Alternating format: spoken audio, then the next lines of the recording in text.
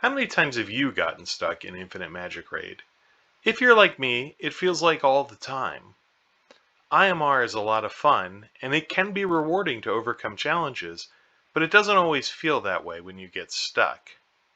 Sometimes, it feels like the only thing you can do is the minimum each day.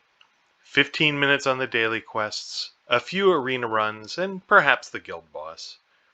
There isn't anything wrong with those areas of the game, but without progression, they aren't a lot of fun either. If you're a spender, you can always dig into your bank account or pull out the credit card to buy your way over a hurdle and get back to the fun part of the game. And there's absolutely nothing wrong with that. I've spent money on a number of similar games in the past, whether it's Raid Shadow Legends or Clash of Clans, and I don't regret that a bit, nor should you. But I always keep a free-to-play account around because there's something quite special about playing these games at a high level and not spending any money on the progression. IMR is no different. Today, I'm going to give you 5 tips on pushing through anything blocking you from moving forward. Tip number 1. Maximize your emblems. It takes a lot of emblem chapters to max out all emblem skills. 14,190 in fact. If your hero was able to solo stage 15 of the emblem challenge, it would take 95 runs and 1900 stamina. Since that's unlikely for most heroes, the cost will be much higher. But having emblems is absolutely essential to raising hero power. If you're stuck, start there. Keep an eye out for double emblem events, which will appear on your calendar every so often. Always take advantage of these. If you have heroes you know you'll be awakening to a higher level, go ahead and stockpile the emblems for when you'll need them at the 50% off bargain price. Tip number 2. Fight in the arena. You can't ignore PvP in Infinite Magicraid. Not only does the classic arena get books, which help increase your hero attributes across the board, but each arena tier also comes with its own set of buffs to attack rate, defense rate, and HP rate. While it can be challenging reaching the highest arena tiers, getting to silver or even gold tiers is very doable, even for relatively early accounts. 7 or 8% increases in your combat attributes is nothing to sneeze at. If PvP isn't your bag, go ahead and skip the advanced arena. You won't get the currency rewards it provides, but it otherwise doesn't negatively impact your hero power or your progression. Tip number 3. Focus your Tower of Mark keys.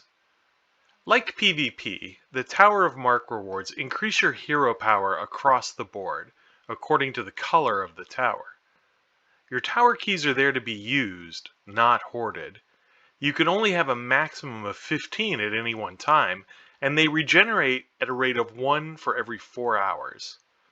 Pick the mark color that matches your strongest team and use your keys every day to work on your skills for that mark color before moving on to the next. It pays not to generalize here, so specialize on one at a time. Tip number 4. Do not fall in love with your heroes. Your heroes are resources to be used to help you increase your overall power in the game.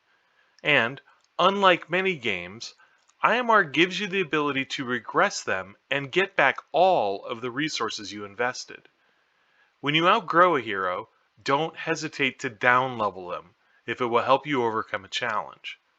The cost of regression is only 1,000 gems, which is not nothing, but it's also not game-breaking.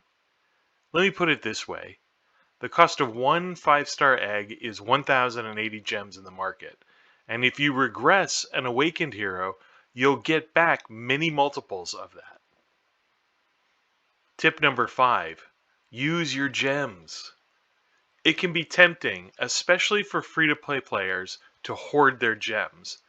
That's a bad idea. Gems exist to be spent. Not sure what to spend them on?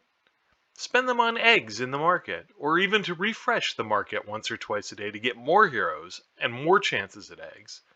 Spend them on quick auto drop twice a day once you reach auto drop level 6, and definitely no later than when you reach auto drop level 12.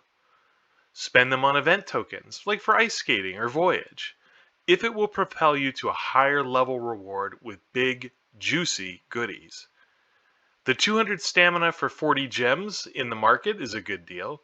The 50% off stamina for 100 gems can be useful if you're on the verge of placing in an event that yields something valuable and you just need a little bit more stamina.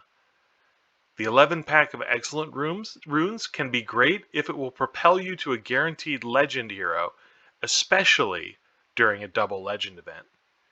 In short, look for every opportunity to turn your gems into rewards that increase your power to progress. These 5 tips are not an exhaustive list of everything to consider when you get stuck, but I'm confident that they should all be in your bag of tricks to think about when it inevitably does happen. Have some additional tips to share? I'd love to hear about them. Leave them in the comments below. Until next time, friends, please enjoy the game.